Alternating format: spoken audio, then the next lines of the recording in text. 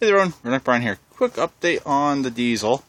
I just recently got back from taking it for a test drive. I would have videoed it, but it's raining. So I did not want to get my phone wet or any of my cameras wet. So as you can see, I pulled the tire chains off, but I left the plow on. There's no point really taking it off.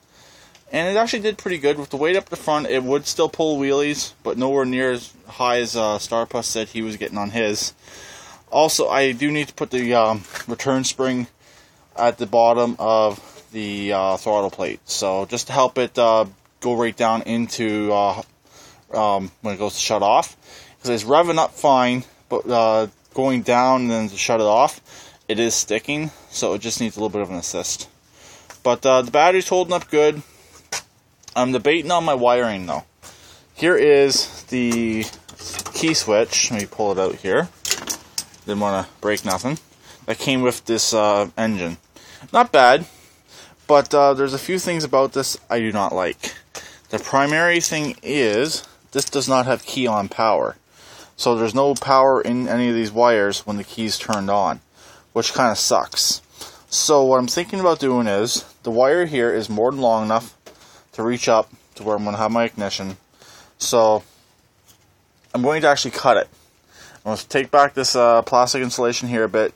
I'm going to cut it right around, say about here, so I can reuse this clip and ignition in a later setup. You never know, I might want to. Then I'm going to most likely put one of my Redneck Brian custom ignitions in, similar to what the Red Rocket had, and what I'm going to be putting in the Racer, possibly in the Racer eventually. The only problem with these ignitions that I run is they don't have a kill switch built in, because they're meant for cars. So then when you shut off a car, it shuts off the ignition system, which kills the engine. They don't really have a kill switch. So that's what I'm thinking about doing. Since this is a diesel, it does not need a kill switch, and I should be okay on that aspect. And also what I'm going to do is I'm going to piece together about 2 or 3 different harnesses. The original harness from this engine, the original tractor harness, because I still want my clutch safety to work. I do not like the idea about being able to turn over this engine by the key with the clutch out. I do not like that idea. I have never ever liked that idea. Obviously I cannot put a safety switch in that will shut off the engine if you were to get off and the clutch is out, but that's just common sense. Just make sure you're in neutral. So that's what I'm going to work on next. I can't do it today. Probably will be on the weekend. It's about an hour job, maybe hour, 2 hour job to get this thing completely wired up. I'm with the headlights wired up. Also, while I'm at it, I'm going to pull the rear fenders off. So when I was pulling out the seat safety wires, I kind of stretched the wires going to the back a bit. I just got to inspect them, make sure nothing's broken. They still work, but I just want to make sure nothing's overly stretched, because it was all in the same conduit. I got rid of the safety, so you know what I mean. So anyways, that's pretty much it on this. If anyone has any input on how I should wire this up, please let me know.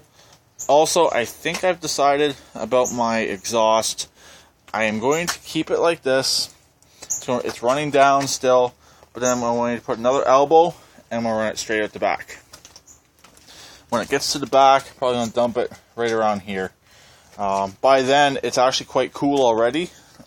Heck, this exhaust pipe here is cool once it already leaves the muffler. So that's a really good thing about this engine. It's keeping it cool. So that's my idea. Like I said, and I've said this before, I do not want to modify my hood. Also, as of right now, it seems like I'm getting good enough airflow into the engine with the hood on. Some idiot was saying, oh, it's not going to get enough airflow. But I think I'm getting more than enough airflow. So I have the vents in my hood. I got vents in the front. That's going to pull in air through there. I have my fans all stock on this engine. And also, I got this big giant opening down there where it can pull in air. So I should be fine on that aspect. Also, one more thing. I have a switch coming for my glow plug. That's another reason why I want key on power. So you can't accidentally click on the glow plugs with the key out instead of having everything hot all the time. It's kind of like a racing switch. It has its own little chrome piece built right into it.